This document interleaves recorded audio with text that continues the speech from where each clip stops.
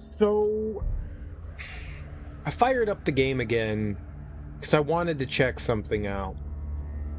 And I saw that splash screen, and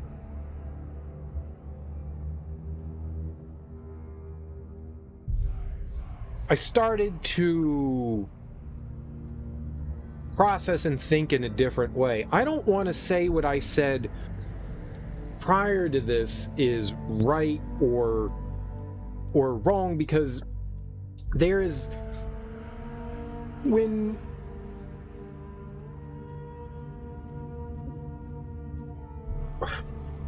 we play video games, there's kind of a disconnect from reality. We're willing to accept what's happening in the game as whatever. We just accept the stories in the game, no matter how far-fetched or how close to reality they are.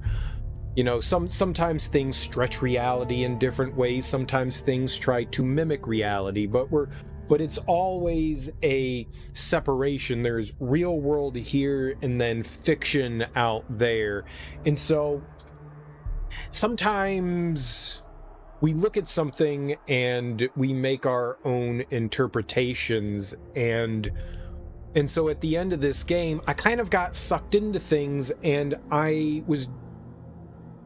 it's hard not to compare things to personal experiences and then read into that with what you see. And so I think I was projecting a lot more of myself in my first analysis of what was going on here, and didn't step back to go and say, well, what were the creators pushing forward? And so when I fired up the game again, I went, oh, right, this is dealing with mental illness. This is dealing with psychosis, not necessarily this journey of this woman to try to, like, figure out, like, what happened to her lover and to retrieve him. I mean, yes, that is part of it, but it's not exactly what's going on. There's a lot more going on here. The voices that she hears aren't that inner voice that a lot of us have that say, oh, yeah, you're doing this right and this wrong. These are different voices. These are pervasive voices. These are voices that are constantly there, good, bad, whatever, what have you, caused by mental illness. And so that made me take a second look, or another glossing over of the things that I experienced in this game, and started to make me think about things in a new light. Like, maybe where Senua was traveling might have been real, but the stuff that she was experiencing, when you experience psychoses, you don't just always have, you know, voices. You may just have hallucinations. It may be a combination of both. There's a lot of things that can go on in that. And so some of these experiences, now this is a bit more of a mind fuck of, like, what I played in this game. Did this really happen? Is she actually experiencing these things? Is this hallucinations? Like, it makes a lot more sense when you're having the encounters with these entities where, you know, maybe they're not real, maybe they're not. Maybe this is why she has to focus and concentrate on these things so that she can actually do damage, because some of them are, like, fading out, but yet they're still able to cause her harm. This darkness that's chasing and is pervasive throughout the story. This might be something she's putting on herself. One because of the mental illness, but two because of some of the things that she's experienced that have made these things worse for her. And so it made me look at all that stuff and analyze what we were experiencing throughout the game in another light. And so while I was sitting there going, like, oh, she finally found some inner peace at the game. No, that's not really it. And so I started looking at things in a very different light, and it made me have, like, a different appreciation for what the creators were, Ninja Theory was trying to come across with. Because I went back in and I wanted to, like, fuck around with things. You can see that, like, that there's not another game file there. But I wanted to like fire it up, and then I saw that splash screen, and I was like, oh shit, right. This isn't a journey about like, I mean, it sort of is about finding yourself, but it's also not. And it made me just like understand more of like the presentation of mental illness throughout the game. And so I started to think more on that end of things and how like mental illness affected certain situations. She was on a journey. It also brings like more things into light, like she's seeing things in the world. And I know this because family members, like my little sister that experienced this stuff, where people can kind of create their own reality. And within that reality, sometimes people see things and equate meaning to stuff that maybe we would look past. And so, with that said, those runes that she saw throughout the environment, where she's like creating these shapes to like make progress in the game, is somebody dealing with psychosis. It's like actually finding it in the environment and going, oh, there's that rune shape over there and that rune shape over there. The world, somebody is trying to tell me something. This is how I make it through. And so you're associating meaning to these things and then finding these shapes and then placing them and trying to figure out, what does this mean? And I was just like, holy fuck, that's crazy. Like I completely looked at things in a different light, in my own light. Like I said, like I'm looking at it through my own eyes and trying to equate things through my experience when this isn't necessarily my experience. Maybe I need to try to do my best to, I mean, it's impossible to completely remove yourself, but maybe I need to look at this in a light where it's not me, but it actually is the character in the game. And maybe I'm reading into too much. Maybe I'm not reading into the right things. Maybe I'm looking at things in a very different view. And that was,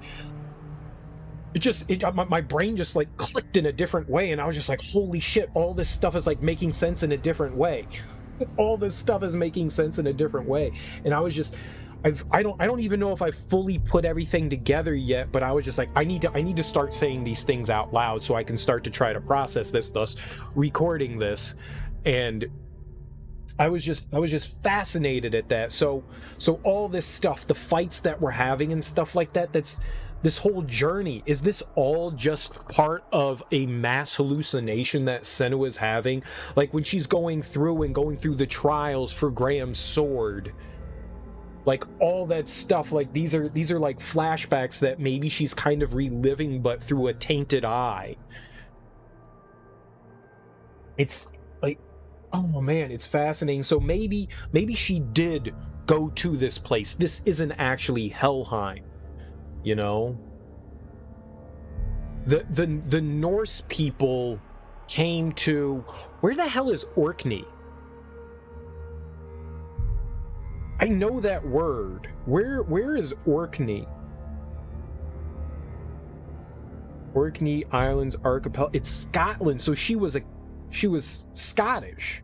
Does that mean that is she Celtic? Because of like what, I don't know what time. I mean, I guess like I said, so the Viking period was like kind of like before the 11th century, like where they were really prevalent. So this could have been in like the 900s, the turn of the century into like the thousands, so like the 1000s, somewhere around there. So maybe she was Celtic, and maybe that's why she had like all the body paint and stuff like that. Ooh, well, that's interesting. I don't know if the Vikings, I think the Vikings went to England at some point. So maybe that's what it is like she went, I don't know why, but for some reason I was thinking that she was in like a different part of Europe. I was thinking that she was in like the Nordic country, when reality, they kept talking about the Northmen, but there's so often in like TVs and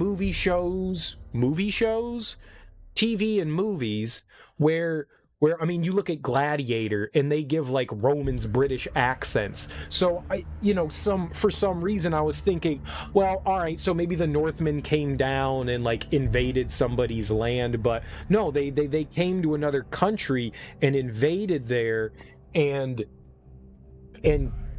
killed her people. Oh.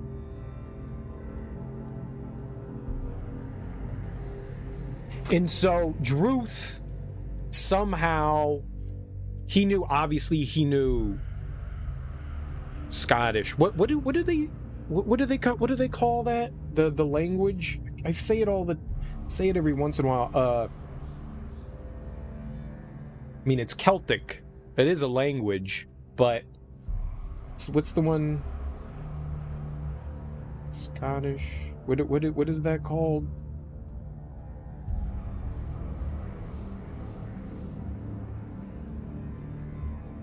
Gaelic. I'm not sure. I don't know. Is Orkney in the Highlands?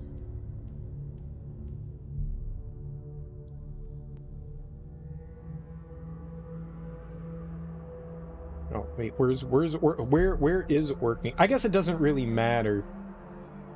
But so I'm just curious where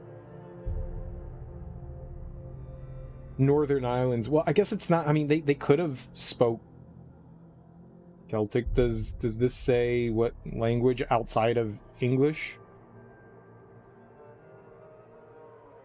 They speak a distinctive dialect of Scots language. It's sort of English, but not really. Interesting. So that doesn't change the mental illness aspect of the story, but it does make some interesting things that happen there. So she doesn't have any idea of the Northmen's history or anything like that. That's why Druth is there. So Druth knew whatever language the Vikings spoke, whether it was Norwegian or whatever Norse language that they used. Could have been something different back then as well.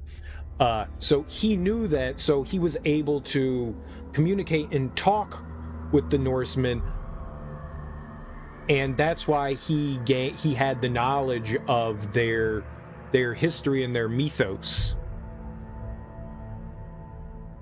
So she met him, and yet somehow he also became like an inner voice in her head. So all of this mythos is stuff that she already knew that Druth had already conveyed and relayed to her about stuff. So she's just, when we're finding these runes and stuff, she's just relaying her own memories to herself about these stories and then relating them to what she was going through, or using those stories to create a fiction for herself to go through. Like, she was the one putting herself in these situations to relate to the stories that she had learned through Druth. Like, his own regaling of this mythos of the Norse people had her go on this mission because she's Celtic. She has different beliefs, different religions, and she basically went on, I mean, she goes to Helheim, which is of Norse mythology, not Scottish mythology. That's completely different. They share very different mythos. Interesting mythos nonetheless, but different mythologies that they share. So that's already fascinating as well. So she went on a journey that was not of her own culture, of somebody else's culture, because they told her stories about it.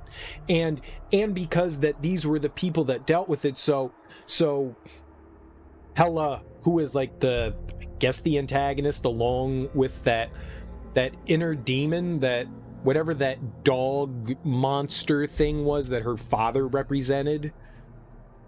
There's a lot to unpack in this, more than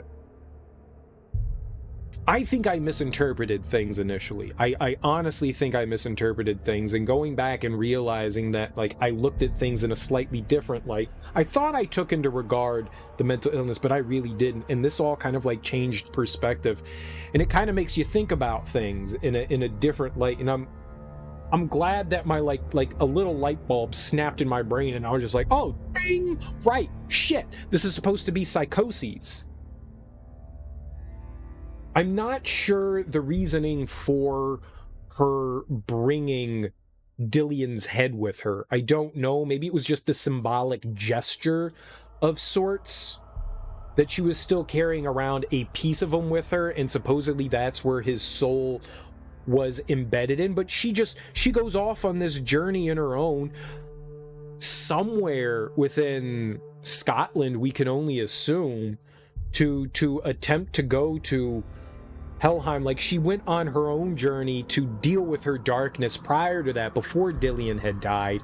And since he dies, she gets delved deeper into this psychosis. She kind of like, it becomes the world that she's in. So she's creating all of this around her. So maybe she did go to these lands, and maybe these lands existed where they are, but all the experiences, the ethereal, dreamlike, surreal things, were just all part of shit happening in her head. So these entities chasing her, like, none of that was real. There was another thing at the beginning of the game. The game kind of says something along the lines of let's see if we can find it. I'm gonna switch scenes here. We're gonna go to my display capture, I think, and I'm going to bring up here. I'm just gonna bring up the Hellblade. We'll go to part 1 here, and then I'm gonna mute it so I don't have to listen to myself talking. We'll just turn the volume all the way down. All right, we'll turn that up. We'll go to display capture. Hi, that's me. That's also me. And we're gonna play this. And I think, I don't know how far we're going. Oh, perfect. We're right here. This right here. This is exactly what I want. That right there. This is what I want. The game throws some kind of crazy stuff at you, and they kind of break the fourth wall here. They do it a couple times, but they definitely break the fourth wall here. The dark rot will grow each time you fail. If the rot reaches Senua's head, her quest is over, and all progress will be lost. I interpreted that in that moment as permadeath. Like, if that rot went all the way up her arm and came all the way up into her head, that was permadeath. But I died a handful of times in the game, so maybe I misinterpreted that. Maybe what that's saying is, if the rot reaches Senua's head, her quest is over. Not meaning permadeath, just meaning that, like, okay, you're gonna have to start this portion over. Like, obviously she's dead, can't continue on. You get a checkpoint, you know, and all progress will be lost. Well, all the progress you made up until that checkpoint is lost. Maybe I misinterpreted that and thought of it as something else rather than not. Maybe I thought it was something else. Maybe I misunderstand. Look at my fucking face. I think I just misinterpreted that, and I think that was an easy thing to misinterpret there, to be perfectly honest. I think that was a very easy thing to overlook in that situation. I think that's a little devious. There's a couple ways that you can interpret that. There's probably more than a couple ways that you can interpret that, but to me, that meant permadeath. But obviously I misinterpreted. We never once saw a game over screen. I did die a handful of times where the game went black and then reset us at a checkpoint. I thought as we progressed, you could slowly see the rot go up her arm. When we beat that purveying darkness and recovered Dillian's head, that dog creature, or the guardian of Helheim, when we defeated him, you saw it like grow up into her shoulder. And then when we got into Helheim and I made it to that bridge and we had the bridge fight, I died, and it just only went up to her elbow, and I thought that was weird. And that threw me off. And so, no, getting knocked down to the ground wasn't dying. That was just getting impaired for a moment. But dying did do something, but it reset stuff. I don't know if there's permadeath in this game or not. The only way to really test that would be to go ahead and do that, but maybe that's something that was meant to screw with us as the viewer. Maybe that was another thing, like, obviously this is... I don't think the fourth wall was ever broken. I don't recall the fourth wall ever being broken again after that. That definitely did. That's definitely talking to the player. They referred to Senua in a different perspective, so that's talking to us as the player. That is definitely talking to me, not saying like this has anything to do with the game in that regard. It's just like, here's some information that you can use.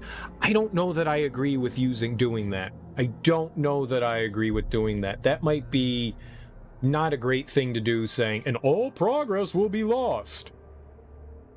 Why? That could have been completely left out of the game. They do break the fourth wall at the end of the game. I don't recall. I think they broke it in other instances.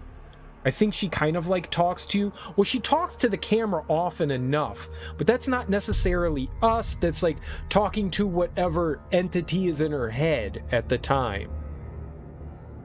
So it's not necessarily us, the player, but at the end of the game, they're like, come along on her journey, you know? But that there definitely breaks the fourth wall, for sure. But this definitely gave me a little bit more food for thought, and I think I have a better understanding, interpretation that this was a lot more mental illness, and in that regard, I kind of like what they did. That kind of like changes my perspective. I would like to go in and see some like making of shit and see like what kind of, I wonder if there is any sort of making of stuff on this game. I need to go look that up. Because I'm curious what kind of research they ended up doing in this game, and what kind of stuff, like how far they went into understanding, you know, psychoses and mental illness. Because psychoses and schizophrenia are definitely different things. They can share similarities, but they're definitely different things, and this is definitely more on the path of psychoses. This is fascinating what they did there. Definitely fascinating, and I'm taking a little bit more away from this than I actually realize, and I really appreciate what they did with this. I still need to think a bit more on like how much of her journey was what, and like what steps did what. But I mean, she definitely dealt with childhood trauma. She seemed to have been somewhat blamed for her mother's death. If it was not her father, it was definitely herself. You mentioned stuff like that adds on. She has PTSD, whether her father was saying that he was protecting her or not. Her mother, they hinted at the fact that she also had mental illness, so whether this was something that is genetic or not, it seems to have been like passed down. Like the brain imbalance was passed down maybe from her mom to her. I don't know if that's actually something that happens. I know mental illness can run in families, so it is conceivable that like this kind of psychoses could have been passed down to her kid. And so her dad may have thought that in some small way he was protecting his daughter, but at the same time was resentful and angry at her and treated her like trash, which caused her own PTSD issues, on top of the fact that maybe he thought he was protecting her from the outside world, but he also called her cursed and said that she had issues and stuff, and told everyone else that she was cursed and caused issues. And I think they insinuated in some way that he was like the head of this. He was a Klansman, so that he was like the head of his tribe in some way. And so that also gives authority. And if somebody of like an authority position tells you, you know, this person is evil, especially back then, people were more willing and susceptible to believe those things, especially giving reason to bad things that happen. When you can blame something, when you can't see something to blame, like if you have a plague ravage your town or village, it's easy to point and go, that's the reason, because there's not something physical there to go, why did this bad thing happen? When you can point at someone and go, they caused this, it gives tangible reasoning behind things. So when he says my daughter caused this, she's cursed, they can point at her and say she caused this, she's evil, she's bad, which also adds to, on top of this feeling of less than human, this feeling of like, maybe I am the cause of all these bad things. I know people are telling me there's something wrong with me. There's obviously something wrong with me. I'm not like these other people. Maybe I am causing these problems, which also adds on to the weight of the mental illness. Oh my God, there is a lot to unpack from this. Holy crap, there's a lot to unpack from this. But the stance still stands true that Dillion was somebody that saw beyond the mental illness and saw the good that was in Senua. The only one, at least that we knew of, that saw the good in her. Maybe her mom did as well, but her mom died at a young age, and maybe her mom accepted her for who she is, but maybe her mental illness really hadn't come into light, because sometimes it takes time for mental illness to show up. Sometimes things like psychoses don't really trigger until you're in your 20s, and something just snaps in your brain, and it's like full-blown mental issues. That stuff is frightening. So maybe this is something that slowly came on through her life, that she knew that she had. Her mom kind of accepted it, but it wasn't until Dillion came along that really accepted her for who she was and knew that she dealt with this, but helped her along with it, being a good human being, and saw that she had talent that lied elsewhere within her sword skills. Man, this is fascinating. I really enjoyed this game. And a game that can make me think this much, it's not just like a little bit, but makes me really unravel things, and in such a short time too. Like after Control, there was a lot to unpack in that, but I kind of put things together in a simple manner, and I think I dealt with that one fine. This one, shorter game by a long shot, but so much more condensed and deep than what like Control conveyed over a longer period of time. Not to say that Control's story is any less fascinating than what this is. It's its own thing. It's just interesting to compare the two.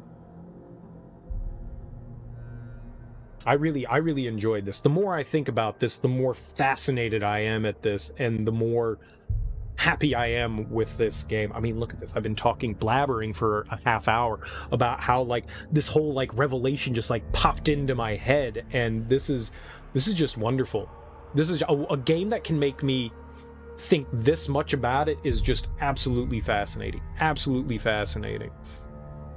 I don't really know what the ending, because I had that interpretation of what the ending was meant to be, and I still think in some way a bit of that is true. She dealt with her darkness, and she's finding a way to like push beyond it. Like they kept mentioning it, but it's kind of like renewing yourself. They kept talking about death in this game, but like a rebirth from that death. And I think in some way that's what this is. Like she becomes Hela at the end, and that's like a new kind of like, she's moving beyond these issues. That doesn't mean that the mental illness, the psychoses, has gone anywhere. Those voices aren't vanishing, but maybe part of it is changing, and maybe it's an acceptance of things. Maybe that's more a line of things, is that this is an acceptance. She's accepting the fact that her lover died. She can't do anything more about that. This part of her journey's over, and this whole thing was not only to deal with her mental illness and how it affected her and how it affected the journey that she went on, this hallucination that she had through on her journey, but it also gave her an ability to process and deal with the passing of her partner, her lover.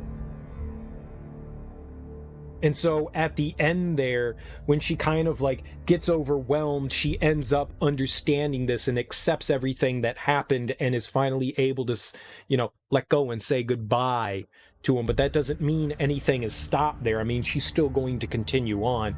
I thought when they said Senua's sacrifice that maybe the ending was going to be a lot more bleak and she wasn't going to make through it, and in some regard they were painting it that way, and in some way she did kind of die at the end, but she's kind of moving beyond what was plaguing her before, so in some way it's like rebirthing your personality, like going like, that part of me is now gone. I mean, nothing ever of you is completely gone, but understanding and accepting what that part of you was and being able to move on from that and build on it, maybe is a better way to put it, is all right, well, now we've got floors here and we're just building ourselves into a better human being. And maybe that was her way. This is like just her way of processing everything. That's why she left initially, because she had that darkness coming on and she needed to process and understand things, and she didn't want to put that on Dillian, so she had to leave for what she felt was the best for the two of them. But she promised to come back, and when she comes back, he's dead. And that added like this level of just brokenness. It just added another piece of it just stoked the fire more. It stoked that mental illness fire more and pushed her deeper into something that maybe wouldn't have been that bad. Maybe she had started to find herself when she went on that, what did they call them? Gelfs? They called her something like that. I forget what that was. A gelt? A gilf? Where they were like, oh, they go on journeys and eat berries and fruits and rabbits and, you know, forage off the land in the woods. And then they called them like a gelt or something like that. And so maybe after that, like, spiritual journey that she went on, she had to go on another to deal with the fact that when she came back, her lover was gone and brutally murdered. He was, I don't know if that was just for the video game, but the way he was splayed out was like heinous. Like it's kind of like a form of crucifixion, but it wasn't. It was like in like a diamond box, and they had all these weird like his like skin was like pulled apart and like, by like rope, and he was just like splayed out there. That was gruesome. I don't know if that's an actual thing or if that was just meant to gross you out in the game, because people come up with clever ways to depict gruesome deaths all the time. So I don't know if that was something the Vikings did, like if that was like a ritualistic thing, or if that was just something that they did in the game. It seems like they did a lot of research, so that maybe was a ritualistic killing for Norsemen. I don't know how to look that up. I have no idea how to research that, and I'm kind of scared to research that. I'm genuinely interesting. Can I look up Viking ritualistic deaths? Is that something Viking ritualistic sacrifices? Is there a term for any of those? Viking blot sacrifices, human sacrifices, North rituals. I have no idea how I would look this up. I'm not gonna like spend like 20 minutes. That's too much. That may have been something. But either way, like maybe those stories Druth told her or what like pushed her onto that mission, even though it had nothing to do with her own history and mythos and her society, whatever religions that I don't know what the Orkney practiced at the time, whatever Celtic stuff that they did. I didn't realize. I should have thought about that she was Celtic. I should have looked up what Orkney was immediately, because that would have like changed a little bit of my perceptions. I think we've got through a bunch of this. I have now at least unpacked a lot here. Oh, that's fascinating. The more I think about this, the more I like this. Anything that can make me think this much is... that does something. That does something. Lots of revelations and stuff. I really like this. I'm genuinely gonna, once I'm done recording here, I'm going to look up and see if there's any like making of material on this game, because now I'm just like absolutely fascinated. I got a rabbit hole to dig through. We gotta fall down it. We got to Alice in Wonderland our way into this. I'm curious. There's got to be some making of material for this. Either way, hey, thanks for listening. That was cool. That was definitely cool. I'm glad I put a little bit more thought into it. I had, to be perfectly honest, like I said, I was projecting a lot there because it's easy to do, and it's easy to just like buy into what a video game tells you is happening and just accept it, because that's what we do with every video game. So it's very easy just to go, okay, now this is happening, okay, now this is happening, without putting a lot of thought in, because video games do that shit all the time without really conveying. I mean, you look at horror games and there usually isn't a lot beyond superficial in games. It's just like, we came up with this clever idea to freak you the fuck out. Maybe there's not more to it. Maybe this is just like something to screw with your brain, not necessarily when you're dealing with a game that is actually dealing with mental illness in this manner, where I would sit there and think, oh, this is something different. So maybe all those trials were like different ways people process and deal with mental illness. Maybe sometimes in psychoses you feel like you can't see anything around you and everything gets blotted out, and the only thing that really is left are like some other basic senses like smell and touch and stuff like that, rather than, you know, you're not really seeing sight. And maybe sometimes it feels like you're trapped in a maze and you need to find your way through things. And sometimes you feel like you're being haunted by a monster somewhere around you, and you get these feelings of that there's something evil out there, and there's this sense of something coming after you. There's a presence on top of you. Maybe it's just like all these ways of like dealing with psychoses and like episodes and like how these things affect you. Oh my god. Oh my god. Man. Shit. It's so cool. That is so cool. And maybe I'm over analyzing things here, but maybe I'm not. Maybe I'm onto something. This is really cool. I know I've said it multiple times at this point, but I like it when a game can make me think this much. Like just go over and over in my brain and just start analyzing the things that I saw on screen and unpackaging things. It's usually a good thing to like take a step away. My best thoughts usually come a day after of processing things. I'll have conversations with people and then process it, and a day later go like, oh man, I should have said these 8,000 other things. I take on things and I have to analyze them, and I'm kind of slow when I process things. It takes me a while to unpack things. You know, like when you download a big file, like a zip file on the computer, and you have to extract all that stuff, and then you get it out onto the computer, and it takes time to do that. And so, yes, I have that information here in that zip file, but I haven't processed it yet. I still need to extract it and get the donkey whirling in my brain, you know? I need time and space to analyze what I witnessed, what I saw, what I'm understanding, what did I perceive.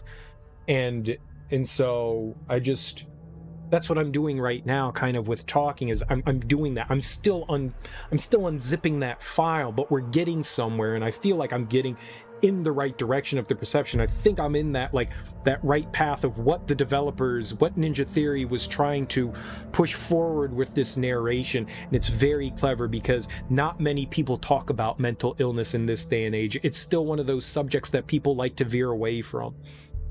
And I like the fact that they made a game about mental illness. I can't think of too many games that actually deal with that. Most of the time, you're in an asylum and people are going,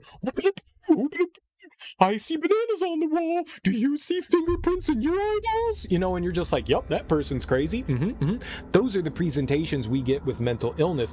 And this, we're getting the opposite side of that. We're actually experiencing what somebody with mental illness experiences. Just fascinating. I mean, you could say that like most games, like if you tried to overanalyze just about anything, you could say that like all these people, like all protagonists, suffer from some sort of mental illness in some way. If you want to overanalyze things and go, oh, it's just a fantasy. I'm just saying. maybe that's too far reaching. Maybe we'll bring it back in. But there is fallacy in analyzing things. There can be. You need to find that sweet spot.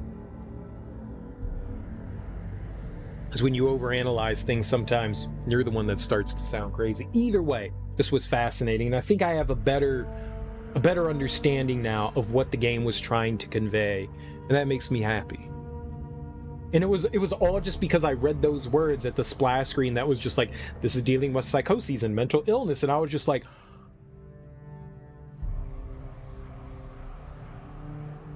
I'm an idiot.